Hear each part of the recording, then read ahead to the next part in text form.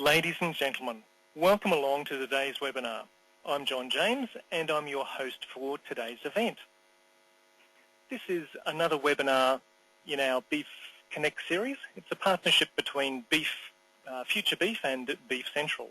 We run these as a way of connecting those working along the beef supply chain, including researchers, advisors, consultants, transporters and consumers, everyone along the line there. We do this to strengthen the connections, and we're hoping that sharing the latest cutting-edge information will help stimulate innovation and make our beef industry more profitable and sustainable. It's great to have you along to our webinar today, where we're talking about long-distance MSA transport. I'll now call upon Jon Condon from Beef Central to introduce the topic and our speakers today. Yes, good afternoon, John. Good afternoon, participants. It's great to be back with you again with the next in this series of webinars. With us today, looking at this topic of long-distance MSA transport, we have Rod Polkinghorne. Rod will be well known to many of you, I'm sure, as one of the forefathers of the MSA program in Australia. He's currently the chairman of the MSA Pathways Committee and is also one of the key architects of this particular research project. We also have Cameron Daley, who is a commercial beef producer from Arrowbury Pastoral Company. Cameron's family operation is based in far western Queensland. It has country at west of Quilpie at Mount Leonard and Arrowbury, and Cluny, which is further south of Baduri. So he's going to be bringing a perspective from a commercial producer's viewpoint on the potential value seen in accessing MSA cattle from a longer distance. As Rod will explain, this project is really about trying to expand the footprint of MSA into areas where it currently can't be accessed, and obviously transport is one of the transport distance and time, more to the point, is one of the key impediments to that. So I'm going to introduce Rod Polkinghorne now to take us through the first of these 10-minute sessions, after which we'll stop for some quick questions and then move to the second and third phases. So, Rod, would you like to give us your opening address? Yeah, thank you, John, and yeah, thanks everyone for the chance to present some of the results we got. The long-distance trial, as it happened, had a pretty long gestation, and that was because there is quite a bit of design criteria behind it, where we're getting a lot of interest in from people like David Larkin at Akron and Michael Spence at AA, AgForce, all of who said there was huge need to try and get greater transport distance into the MSA criteria. And one of the problems with that is that the MSA criteria weren't based on sort of nice, neat science. They were really based on an assessment of risk, and we knew very well that some cattle, of course, could probably travel forever and not show a lot of stress, where others could show a lot. And it was really coming from a perspective of trying to manage risk down to what was an acceptable one. And we were trying to find a way to find cattle that weren't stressed. So it was actually a preliminary trial we did with a lot of help from Atron at Casino and a couple of other works. We actually took blood from 510 cattle that come from 100-odd vendors and through surrogates and direct, and we had time from sort of property to slaughter from anywhere from 16 hours to 259 and 11 kilometres to 1900, hoping we could find something to say this animal, is in a problem and this one isn't. As it happened, we found lots of evidence of stressed animals, but nothing that was consistent. So we had to go and try and do this trial. And the first step of that, of course, is, what's the trial you want to do? As, an industry view, and I guess it's easy to get as a producer. I had it myself, just go and test what you're going to do, test some 36-hour cattle. But there are problems with that is relating it to the existing literature and working out where things start and finish. So we had a full-day meeting in Sydney with our Pathways group, which are all the key scientists that have an input in MSA, and look through all the literature we had, the detail we had of the couple of trials we'd done, and try and work around the design. And this basic slide we're showing now is really where we got to. So as a principle, we needed to be able to try and link our existing literature, which is sort of 12 hours transport with 24, with 36, and we wanted to put a gap in there to start to get some sort of idea of whether the rest period was important or not. So sort of where we left the meeting, we had done some statistical work that said we needed to do it at least 4 times to be sure we had a result or we could find a result. And we needed at least 20 head of treatment, and we needed these 4 treatments. So the issue then is to sort of translate that into a real live working design, which we had a huge input from Ross Fraser. We went off to say, okay, how do we do this with trucks? Like you can have 4 trucks to do the job, but maybe the driver's different, maybe the truck's different, all those sort of issues. So the design we come up with was to really take one 2-trailer road train to a property, drop the back trailer, load 1 lot of cattle on that would stay on for the whole 36 hours, put 1 lot on for 12 hours, go off and drive around for 12, come back, drop them off and put another lot on that would then stay on for 24, and then come back, hook on the second trailer and put 1 lot on that had been on the truck before, so after the arrest, and another lot that had never been on. So that was the basic design. By the time we got to doing it was actually already nearly April last year, so there's a few commercial constraints, partly because we're getting near the end of the season, so a lot of cattle had already gone. We're getting close to frost, and there's quite a bit of difficulty in setting up a trial like this and finding people that can actually do it. The JBS did a huge amount of work for us in hunting out people that they knew had the cattle and had the facilities, and we were lucky to find 4 very good ones because we had this late season problem. We had to have cattle left, had to have enough cattle of the right sort, and of course you needed a place where you could draft 5 ways and hold cattle overnight in 4 different groups, which is not an easy ask in a lot of places. The way we started on day 1, if you like, of the experiment, we'd go to the property, and all this work was done by the properties themselves. But basically, as researchers, we tried to stay out of the way. We didn't want a bunch of white coats influencing results because we're trying to measure commercial activity. But basically, had 100 or 100 plus cattle, whatever was available in a mob. They were put through the yards. We took anything off that looked really oddball, like much bigger than the rest, much smaller. On occasions, a ring in on the mob, come out of a different mob or something. And then basically drafted them 4 ways and sequentially. So number 1 went into the first group, number 2 the second, number 3 the third, number 4 the fourth, number 5 the first again. So that got away from any problems you might have with all the tail of the mob being in one treatment and so on. If the cattle had individual ID, we used that, just recorded it in a weight. If they didn't, we put a coloured ear tag in, the colour denoting the group and an individual ID so we could tell which was which when we lined it up to carcass data. And each of the 4 groups got a strip of stock mark over the wither. So if the worst happened and the fence went down, at least we knew which cattle were boxed up with which ones if one had got over. So that was the first day, and then the cattle were let out overnight, put back on grass and water. So they had, in all cases, pretty reasonable feed, marginally different sized paddocks because they're obviously working around the different properties, but basically rested overnight. To give you a bit of an idea of the cattle, these are a few shots of them.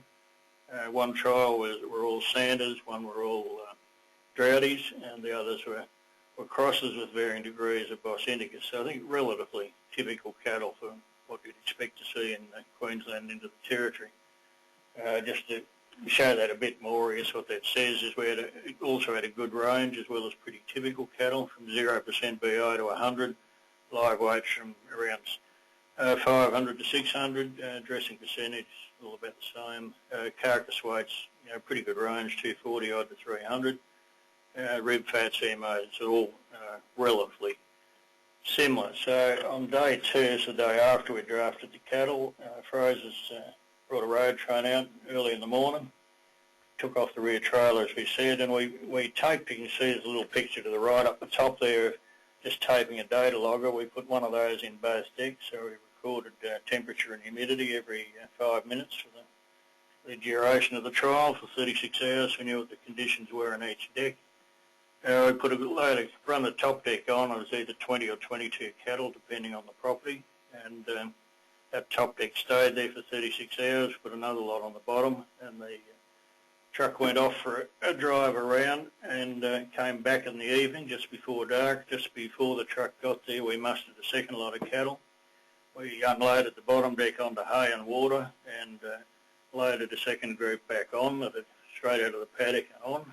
And then the truck went off overnight. During the night, we actually observed the cattle that were left on hay and water with a night vision scope, tried to stay out of the way and be as invisible as possible, but every half hour or so we'd record how many were standing, how many were lying, how many were eating, how many were drinking.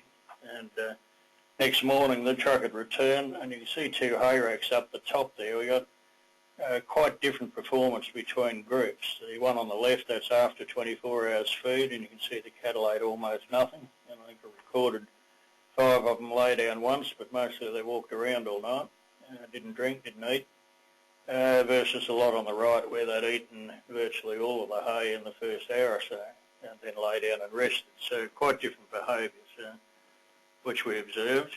And then on that second day, we connected the second trailer and loaded it. I just couldn't resist putting the shot in on the left, where you can see on this particular property it was only rear loading. So give you an idea of the sort of driver we had involved. He put his, was then a double when he got there, backed it onto the ramp and disconnected. Then he had to back another trailer with a dollar behind it straight onto the second one, which he did in one shot. So we probably think we had better than average driver, at least better than I'd seen before.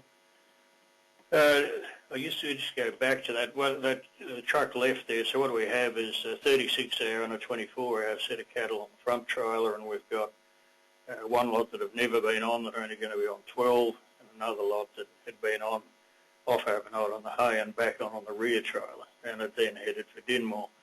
The individual properties that were spread across Queensland a bit. The first lot was between Wandura and Roma. The second lot was between Augathella and Cambo. The third property was between Augathella and Charleville, and the fourth one was about 60 kilometres west of Murrumba. So spread across Queensland, none of them could be 36 hours out because of the 12-hour treatment. We needed to be within 12. So the routing of the truck overnight on the first day was all sort of off in a circle to the west, arrived back at the property in roughly 12 hours. To get from there to Brisbane, of course, we can't take the road train all the way. The first property was relatively close to Brisbane, so they went down through Surat and the Gums and so on, and got to Warwick, where they dropped the back trailer off and put another prime mover under it. So we never unloaded any cattle. We just added a prime mover and broke into 2 doubles. Went down to Dinmore. The second and third lots, we did the same thing at Toowoomba, so they went down the range. And the fourth lot, because we're in tick zone, had to go to Gracemere and then come down the coast as 2 doubles. So again, all fairly commercial treatments. The bottom line of that, you can see in the T12, or our 12-hour treatment, actually ranged from 12.7 to 17.4 hours. The fourth one is just a hell of a long way from Murrumba on a truck.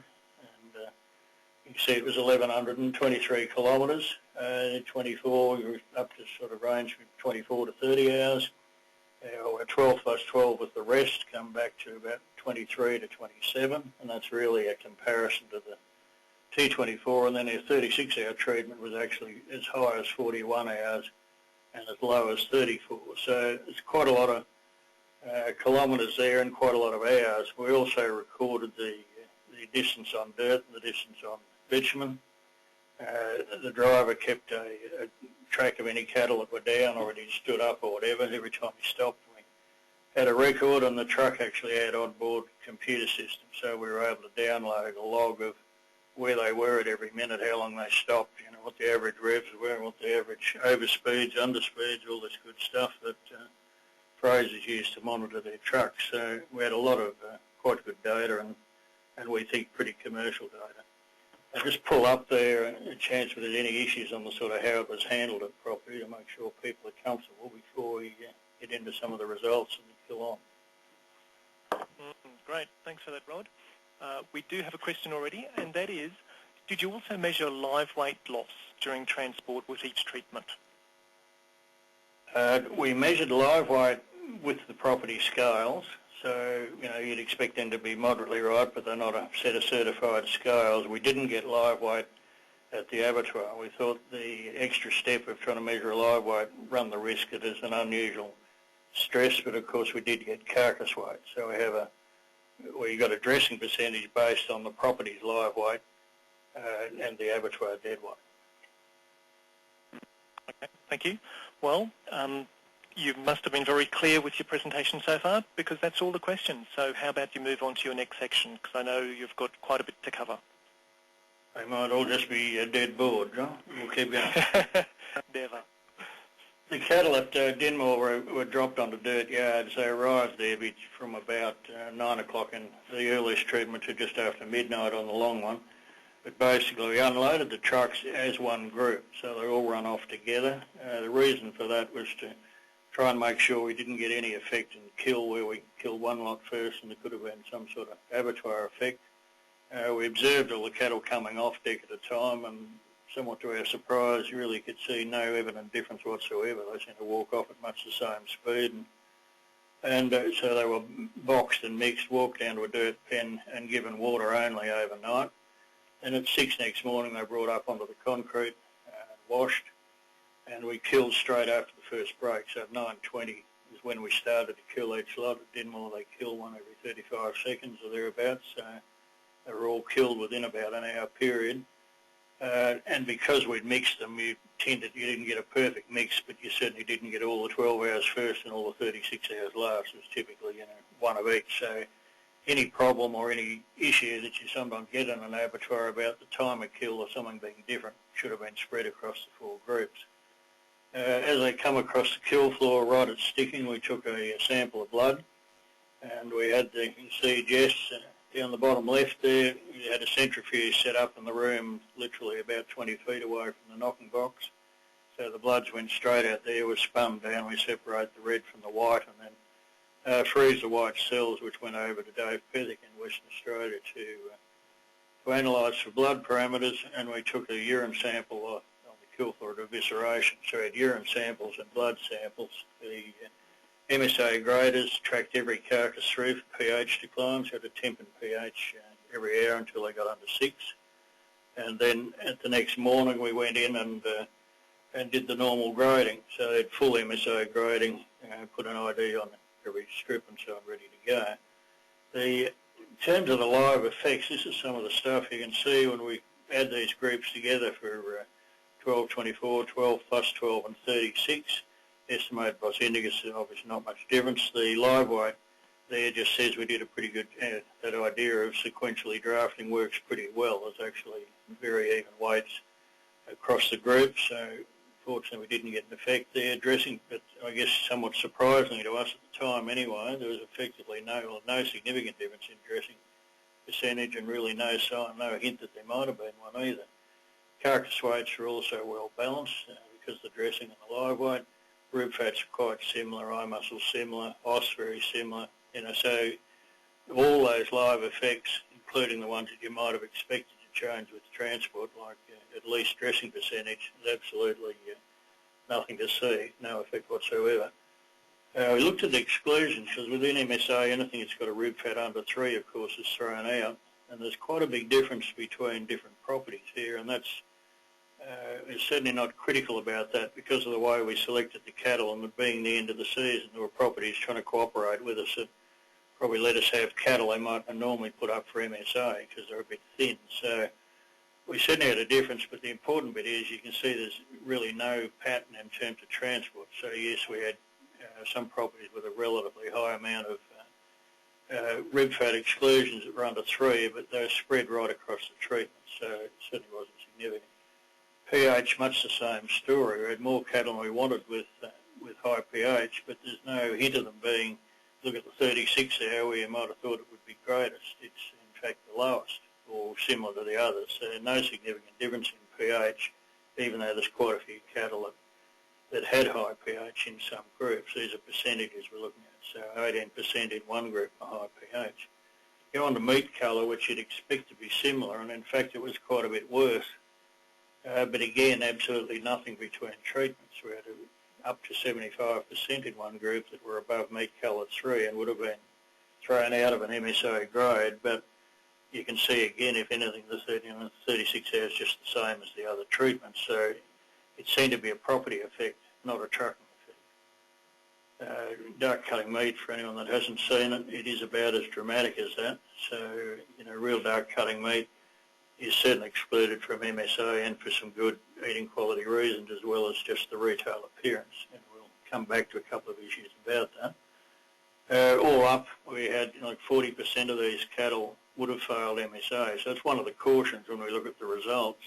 There was no difference at all there in terms of the trucking treatment. So it wasn't the fact they were trucked longer that made the failures. The failures were something other than trucking. But obviously, if you put a lot up for MSA grading at a 40% failure, you wouldn't be too happy. So it's down, you know, in some properties much less. So we've got a range there from 23% right through to 75. So just bear that in mind when we talk about lack of effects. We also measured bloods. This beta-hydroxybutyrate's a blood measure that indicates that the animal's starting to use protein or muscle. So it's a pretty good indicator, regarded as a good indicator of long-term stress, sort of slowly accumulates. Something's, you know, out of feed. And NEF is much the same thing on fats. Again, indicating they're catabolizing or using their own tissue. Glucose is a bit of an odd one in that high glucose in this case, it's not the same as we talk about blood glycogen and things that call pH. That's really coming from muscle. This is when you put an animal under stress, and I'm no biologist, but the layman's explanation anyway is they start to pull glucose out of the liver. So the blood glucose level can go up under stress even though your actual glycogen level in the blood might be falling. So glucose was a measure, and we took lactate, which is a measure of short-term stress. If someone hits something with a prod or it gets a big fright, you'd expect the lactate to go up. And urine, specific gravity and urine osmolality is really aimed to look at dehydration. So we had all those measures, and when we go and look at the significance, again, nothing across treatments, but a sign of something happening in glucose at the very early level, and we'll come back and talk a little about the possibility that glucose could help us grade later. And after that, I guess we boned the cattle, obviously at Dinmore, the day after they were killed. The system there means they have to go into a chill tunnel. They're chilled for 24 hours before they're released. We picked up the meat, drove it down to Armidale, and then we prepare it into MSA consumer samples. And an MSA consumer sample is muscle specific, so we remove all the fat, remove all the epimycin, and you end up with a really clear bit of meat. So this, you can see the Steve here basically breaking down the strip loin. This is what a strip loin looks like when you get it down to that level, and these are the 5 steaks that go off to MSA testing and end up being eaten by 10 people.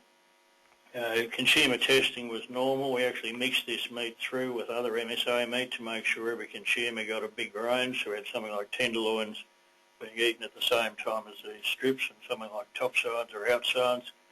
And within each of the strips, each of the groups, there were strip loins there from each of the 4 treatments and from at least 2 properties. So every group of 60 consumers got a mix of meat from across at least 3 properties and a mix of meat, and a balanced mix of all the different treatments to make sure we didn't get a consumer effect.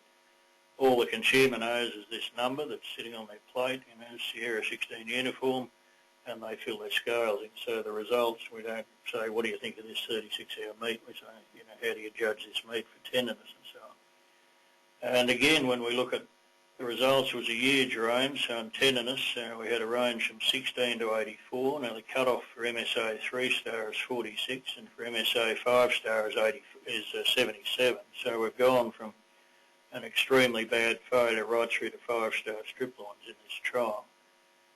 Juiciness much the same, 22 to 85. Flavour similar. Overall liking, an MQ4, which is actually a calculation, a weighted calc, so it's 30% of the tenderness score plus 10 of the juiciness plus 30 of flavour and 30 of overall. Also range from 21, which is a quite bad failure, to 83, which is a very comfortable 5-star. So huge amount of variation when we measure it mechanically with a Warner-Brachfeld machine. Again, that's how hard it is to cut, and a high reading in that case is toughest, and a light one lowest go from extremely tender at 2.2 through to 9.6, which is extremely tough. And the cook loss, which is a measure of how much moisture comes out, also showed range. So huge amount of range in meat. But when we go and look at tenderness in terms of consumers, and we look at it on the transport, you can see there's no difference. So even though there was a huge range of tenderness, actually was no difference between treatments. So whether they were 12, 24, 12 plus 12 or 36 hours had no real effect on the tenderness despite the range. Very similar story with juiciness, same story with flavour, same again with overall. And when we get to MQ4, which is this weighted combination and the thing we would use in an MSA model, again there's absolutely no significance and no sign of it. So consumers really agreed with what we'd observed in terms of grading parameters, which was a surprising finding, but certainly a pleasing one in terms of being able to widen up transport. Peak force, which is the Warner-Bratsley, you can see a very similar story. No difference in the means between the 4 different treatments. And when we get to cook loss, same again. So we're not seeing any difference anywhere, really, despite a pretty well constructed trial and a lot of data. We're really not seeing anything that relates to transport in that. To have a look at that, Jon Thompson, who did a lot of the analysis, split the file into the cattle that had graded MSA successfully, which is Group B, and then Group A, which is everything that was which had excluded the ones that had failed. And again, there's no difference in any measure whether we just looked at the cattle that would have normally got in other words, the rib fat, pH, and so on was right, or we looked at everything in the trial. So nothing was hiding under that. We pull up there again, maybe, see if there's any questions, and before we get on with the bottom line of it. Okay. Okay, thanks, Rod. Lots of numbers and figures there. So there is a question here, and it's, if there's no difference in transport, why would there be any difference in sale yards, especially in the southern regions? Well, the logic would say the reason is because they've been mixed. These cattle are all in a contemporary mob, so they're used to each other, and there's no, you would hope, no social interaction because they've got all that sorted out. There'd be a bit of evidence and some thought that probably not much of that happens on a truck either, but certainly pre the truck and post the truck. The worry with a sale yard, the risk we're trying to manage is the risk that you've suddenly got cattle that are unfamiliar with each other from multiple vendors sorting out their social structure and getting stressed by it. So that's the difference that would require testing. It's not so much a time issue there as the fear of mixing and multiple handling. Okay, thanks, Rod. Folks, just a reminder that you can type your questions anytime down the bottom of your floating control panel, and if it's vanished off your screen, just look for the little orange arrow and click on that and it'll expand back out. And also just a reminder that today's session is being recorded, and I'll send you a link to that and also all the presentation slides with all the numbers for you after today's webinar. Thanks, Rod. Back to you. All right. Get into a bit of glucose stuff and out of my depth. As we had this reduced data set, the 208, which were MSA cattle that had passed for everything, so would have been graded, in other words, versus the full data set. And in the full data set, when John had a look at the glucose, we saw hints there might be something useful. You can see R squared, sort of a measure of how well it predicts, and there is a relationship or a difference at least between if we just have the normal MSA grading inputs. You can see for MQ we've got an R squared of 14.5, which is not that high, but it goes up to 17 if we include glucose in the sum. And when we went off and looked at just the cattle that had already passed for pH and so on, that really went away, so 26.5 to 27 is not different. So as a straight-off measure to put in the model, that looked interesting but not good enough. And we look at it on a graph, well, that really shows there's nothing, which is what we found. There's two ways we can use a new input in a model. We can do something like cutoff, like, if it's under rib fat of 3, it's out. So if glucose was a nice, neat number, you could say if the glucose is under X, and we can measure it easily, just like a diabetes test at slaughter, so it's an attractive measure. If you just say, look, a reading of anything under 8, you're out, that would be easy, but there's no prospect of doing that, as you can see from that graph. The other way we can use it is to put it in the model, something like marbling, where it doesn't knock anything out, but it has a different effect. So if you have more glucose or less glucose, you can infect the score, and again, the relationship's not strong enough. It remains interesting, but it's not something we can use immediately without a bit more work. So the bottom line of the work, and is pretty conclusive from every way we looked at it, really was that the transport time and the distance up to 36 hours had no impact at all on MSA eating quality. In this trial, the 12 hours rest break didn't show any difference. It was no better, no worse. And certainly a standout was that there were real major differences in compliance that appeared to be sort of property specific or driven by something other than transport. So this management prior to trucking is quite a critical area. It's the slide from John again, but as we go from the light, like good meat colour up to dark cutting, what's really happening is being driven by glycogen. There's a lot of MSA talk about glycogen levels and getting glycogen up. The critical issue is that we need 57 millimoles or more of glycogen to be able to get to under 5.7 pH. Above that doesn't matter. Obviously, the more they have when they start, the more you can afford to lose before it gets critical. And it would seem from the data, or from a lot of research that's been done, cattle that are lying under a tree chewing their cud use very, very, very little glycogen. But if they get up and you get some of the two bulls having a fight, you can pull down, 5 or 6 units in half an hour. So, things like bad handling or stress and so on can have a massive effect on glycogen. But the bottom line we'd like you to cross on that, I guess, is if we are trying to truck cattle long distances and you want to get a lot through, start on it a couple of weeks before you load them on the truck and make sure they're as full of glycogen as you get. In other words, that just means well fed, full of feed and ideally good feed, so they've got a bit to lose. And Peter McGilchrist has been doing some work in Western Australia and looking at the MSA database across all cattle that have travelled a long way, and he's certainly finding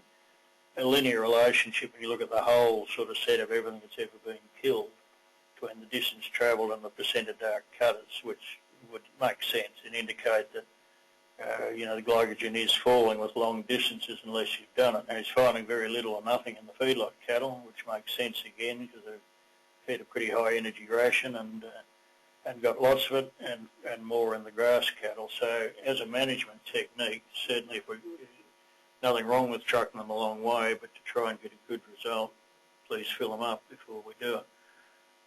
What that's about. Let's see how someone's done that one. Anyway, I guess the cautions on this trial, we had beautiful weather right through. It was sheer accident, of course, but there were nice, mild, clear nights, no rain, really nice weather. So couldn't have got any better, and the drivers were certainly good. We had the one driver did all of the daytime work, and another one did all the night work, and Fraser's didn't send us any deals, so were as good as you could ever wish for. Very good stockmen as well as drivers, so that would have had as little effect on the cattle as it's possible to get. And I guess the results we got scientifically, they're consistent. Some work that was done by Drew Ferguson a few years ago on store cattle found really no difference with trucking store cattle for up to 24 hours. There's certainly a lot of industry belief out there that rest breaks do a lot of good. The idea of trucking into Quilpie or trucking into Longreach and resting overnight before they go down to the coast. I've had a lot of people that know what they're talking about say they do get better results. So whether that's something we should retest or whether we were just lucky this time, I think it's an open question. But certainly in the trial we did, we got no benefit. That's different to saying there's never a benefit. Somewhere we want to go. On the basis of the data, of course, the Pathways recommendation was that we open the timeouts. We be up to 48 hours from property to slaughter, and up to 36 of that could be on a truck. And being good scientists, we kept the door open so we'd keep reviewing it as we got more data. And that has been now accepted, so they are the MSA rules. I guess the issues that still lie there, this management preloading is certainly something we now know to be important. But there may still be some work there that people can think about of how they might optimise that. The rest breaks issue is certainly open, I think. The science to date says it's not doing much, but there's too much opinion out there to totally discount that it could be, or it could on other occasions. And probably looking again more at that sort of saliage type issue. What do you do post-arrival? We put these cattle straight on the water and killed them basically, but whether, how long recovery would take to get glycogen back is a different story. Unfortunately, the opinion is it's probably a couple of weeks, so it's not an easy thing. the other exercise we haven't looked at, but the other time where we get quite long times in transit, of course, are on ships down in predominantly the south, and certainly we would imagine that cattle in a pen on a ship or in a crate on a ship that's not moving on the road may well be a different story. They're on the road, so that's an area that's getting some attention at the moment. And we're back to the old chestnut, of course, is what we'd really like was an indicator at the abattoir. In terms of potential grading inputs to sort the individual cattle out, and this is, again, would be the answer to the solio thing, and if we could have, here's 100 cattle and we can just pick something up that says this one's stressed and drop him out and this one's okay, let him in, regardless of what you did. That would be simple, but we don't have it. The blood's the only thing we're finding with doing anything is glucose, and as we've shown, not a lot. Urine didn't show us anything, and you get a lot with no urine and a lot with plenty, and of course they seem to rehydrate quite well in the yards, which is, we would expect to have been a big difference off the truck, but 12 hours later they've had enough of a drink to get over it. Some people are suggesting body temperature may give us stress. That's something we haven't tried. It's got a few hairs on it in terms of, hot weather, cold weather and all the rest of it, how you take it. That's something we would still try to chase a bit, and there's some suggestion out of New Zealand that a retinal scan may indicate stress. But that's the sort of things we're looking at. Any ideas are certainly welcome, but if we could get to that, we'd actually measure the result rather than try and manage the cause, which would make it easier. In terms of work we might do, in terms of the sort of commercial structures out there, this is the sort of thing we wouldn't mind testing a bit deeper, where we have a property that is something like 36 hours out from the abattoir and send some of the consignments just straight through direct to mimic this trial, run another lot through a set of holding yards, somewhere like Longreach or Quilpie, and then split the consignment again, so we do a rail road through the cache. That would certainly give us some commercial validation of the pathway. Is of some interest, be interested in some comment on it. And just to finish off, we certainly owe a huge debt of thanks to the people that helped in this trial. I guess some of the ones like David who pushed very hard to have the work started in the first place, and in particular the 4 properties who went out of their way to make this easy, because it wasn't an easy trial to set up. We had 4 properties that absolutely bent over backwards to make it happen. Fraser's were fantastic in terms of the trucks, the drivers, and nothing being too hard. And JBS at Denmore, who were really up front and helping find the properties, paid a full MSA price regardless of the result to encourage it, and certainly made it all possible. So, thank you. I guess further information, the MSA website, there's a final report or a full lap files. You're certainly welcome to email me or phone me. We'll move straight forward for a very brief discussion with Cameron Daley now. As I mentioned, Cameron's family properties are in far western Queensland, and he certainly is exposed to this issue of long-distance transport for MSA. So, Cameron, just firstly, perhaps, could you just give us a bit of an illustration of the transport challenges faced through Arrowbury Pastoral Company, the distances involved, and perhaps what application you see of this new of the long-distance transport model within the MSA for opportunities within your company? Yeah, good afternoon all. As far as we'd like to see it, we can see potential for it that wasn't there for us before. Our furthest place from Brisbane Meatworks is 1,600 kilometres away, so that was unachievable in the 24 hours in the old system. Now this has just opened up a whole new door, but it doesn't mean they'll all go that way, I suppose, because it's still going to be held back by breeds and other limiting factors to the whole thing, to the grading system. But we'd like to think it'll work well, and if seasons aren't friendly, we might just be able to lift cattle out earlier. But it's something you're going to be looking at all the time as the grid that's available. What return for those cattle, I suppose, but at this stage it could work really well for us. It's also been suggested, Cameron, that there's a second potential advantage in this long-distance transport, and that is allowing producers who may already be within a catchment footprint giving them greater flexibility in being able to utilise more than the nearest MSA processor. How important is it, do you think, for producers on those fringe areas to sort of have the ability to provide kill and get some market competition going for their cattle with more than one plant using this model? Yeah, that's right, John. Like every producer in Queensland should nearly be able to make it to an abattoir in time to be MSA eligible, whether their stock's eligible or whatever criteria may hold it back, but at least they'll be on time.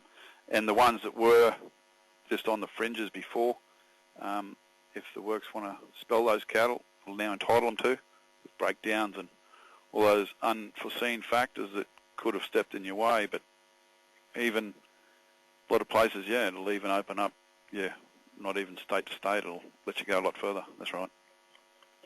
Do some of those outcomes surprise you, Cameron? I mean, particularly like the spelling one, which probably goes against conventional expectations to some extent. I mean, are you surprised to see outcomes like that, where the distance didn't seem to have any significant impact on the outcomes, meat quality-wise, and also the spelling factor? I mean, what do you read into that? Yeah, it's a tough one. It's something we've always been of the train of thought to spell the cattle once we hit Quilpie. Very rarely do we go straight through. But with that, it now, like the glucose level that Rod was talking about, that's probably whether that fits in, but he just said a couple of weeks to replace that. So picking it up with the spelling Quilpie, but handling the cattle prior, it depends whether we've been able to give them a decent feed before we've left farm, and it's all that prior preparation that Rod was talking about there before, I suppose, whether holding paddocks have been able to keep those cattle full, or what time frame and that the cattle have been in hand before they've ended up on the trucks heading on that distance too. Okay, John, I think we might pass back to you for questions now, and we'll engage with Cameron's responses to any of the questions if he has a perspective on any from a producer level, if any of the questions that come up he can embellish on. So, John, I'll pass back to you. Yeah, great. Thanks, John, and thanks for your comments there, Cameron. Really appreciate those. Rod, we do have a couple more questions for you. So there's one here regarding what about the time of year relating to temperature, so winter versus summer movements? Would that make much of a difference, do you think? Well, not sure. I guess the immediate thought would be probably while the truck's moving, not much, but certainly mustering, and if the truck's sitting still outside the roadhouse or something, you could get some pretty high temps.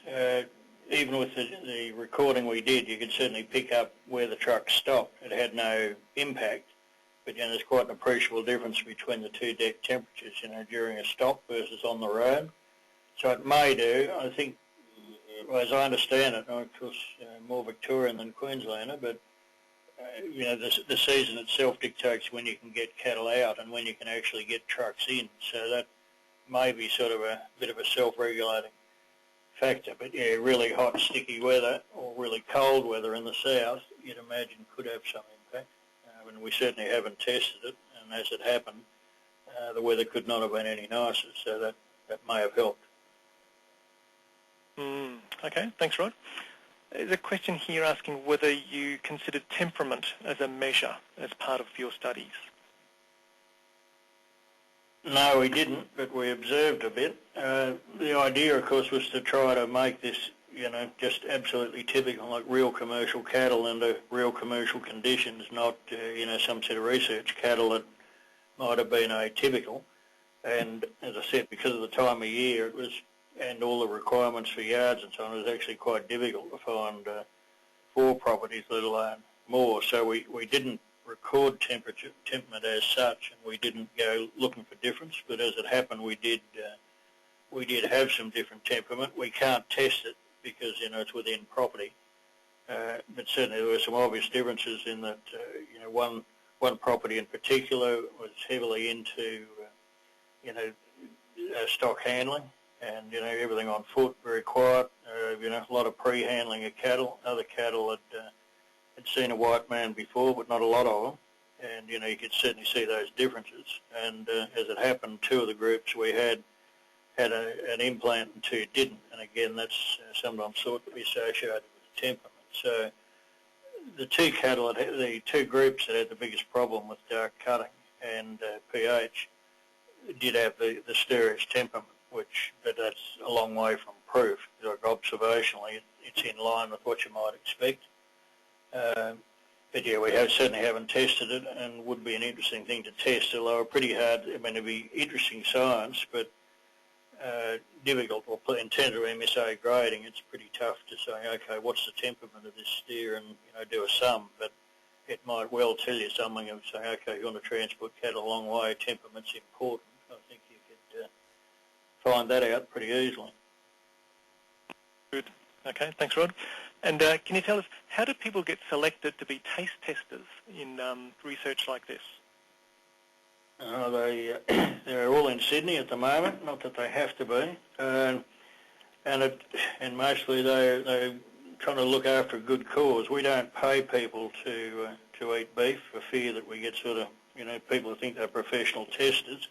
So what typically happens, Century Solution in Sydney will get a group, and it could be a primary school committee or a sports club or a church or anything like that, where they want to raise some money. And if they can find 60 people or 20 people that like beef cooked medium, that are between 18 and 65 years old and eat it at least once every fortnight, they're eligible. So, typically the school committee would send out some questionnaires. They've got an opportunity to raise money for the school or the playground or whatever the cause is. The questionnaire says, how often do you eat beef, lamb, pork, chicken, are you vegetarian, and a heap of demographic stuff, and basically they're screened and say, okay, we take this 60 and the organisation will get $1,000 or $2,000.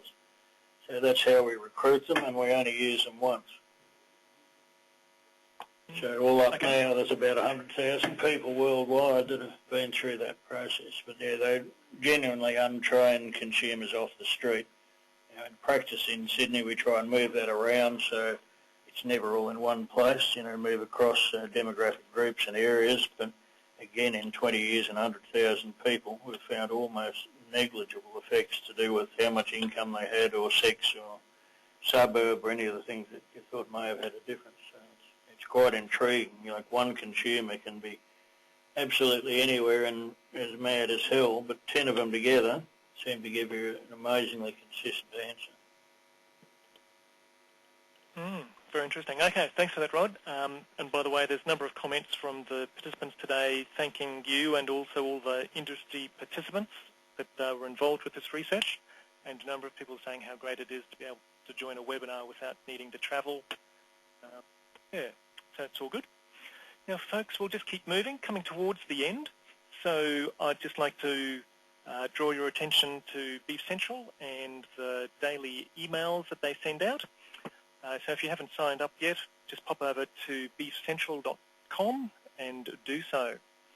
And of course, I should mention our FutureBeef website, your one-stop shop for beef information across Northern Australia.